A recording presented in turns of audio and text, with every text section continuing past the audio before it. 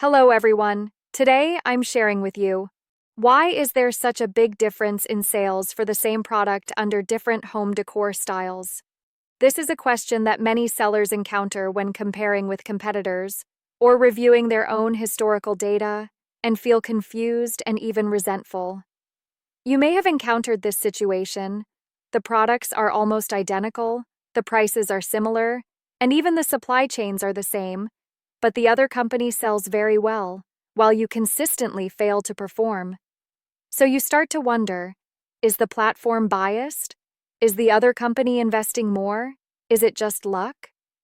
But in many real-world cases, what truly differentiates sales is often not the product itself, but rather how home decor influences the user's decision-making process.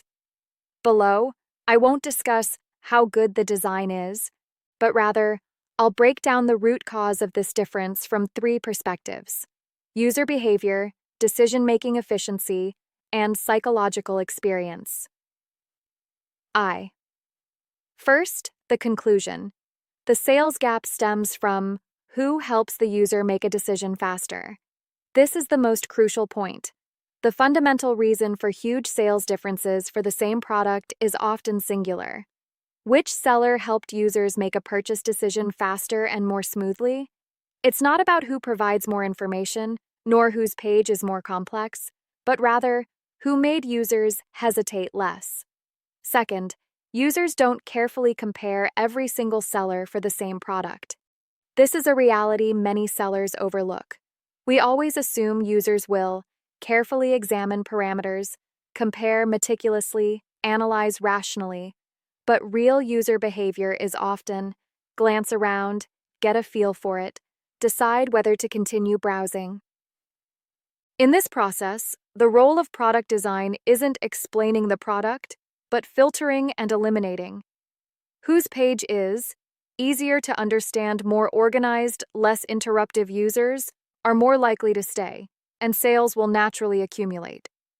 Third, the seller with higher sales often did the first thing right. Their main focus was extremely clear. The first step in widening the sales gap for the same product almost always happens at first glance.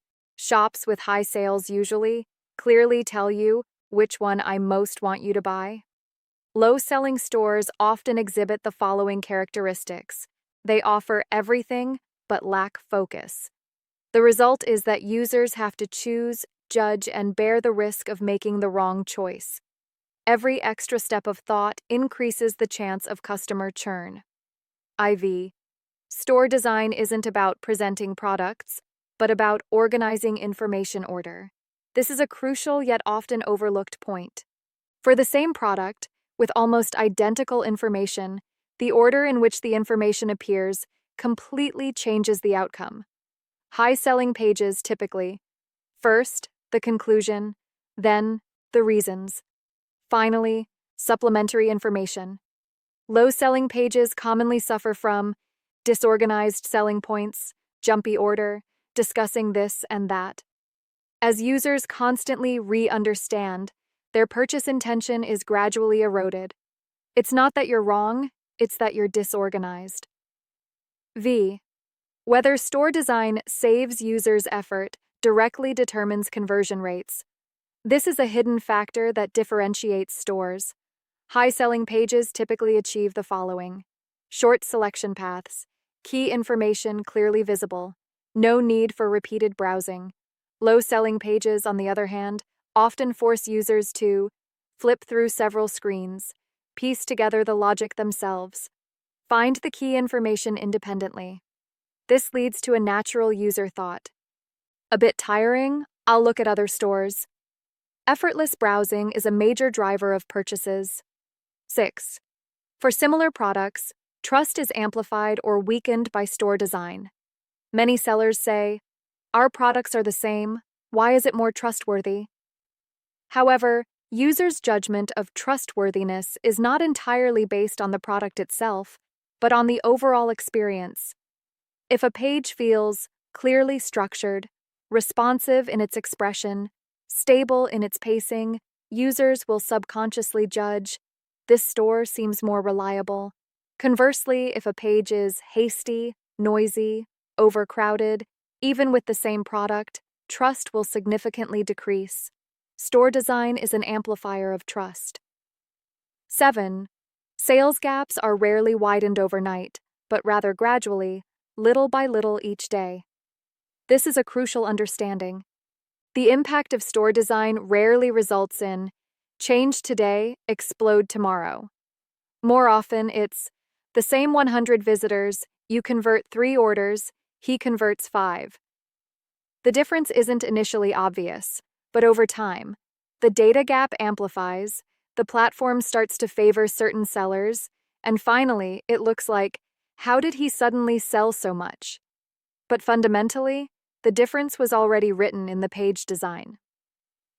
8. Why do many sellers change their template, but their sales remain unchanged? Because they only changed the appearance, style, and color scheme, but not the main promotion logic, the information order, and the decision-making path. The result is, it looks different, but it still works the same way. The sales gap is never a template difference, but a logical difference. A very practical comparison method. I suggest you actually try this. Next time you compare similar products, don't ask, what makes it look better than mine? Instead, ask these questions. Does it clearly highlight its main selling point? Does it help me understand faster? Does it save me a lot of thinking? Would I be able to make a decision faster with it? You'll find that the answers are often very clear. A very realistic suggestion for sellers. If you find a significant difference in sales for similar products, don't rush to dismiss the product, price, or yourself. First, go back to this question. Is my page design displaying the product or helping users make a decision? When you start adjusting your page from this perspective, many previously incomprehensible differences will gradually become clear. In short, for the same product, different designs, the sales difference comes from who helps users make a decision faster and more smoothly. It's not about who talks more, but who makes users think less. When your renovation truly begins to prioritize decision-making efficiency, the sales gap will often begin to narrow in the opposite direction.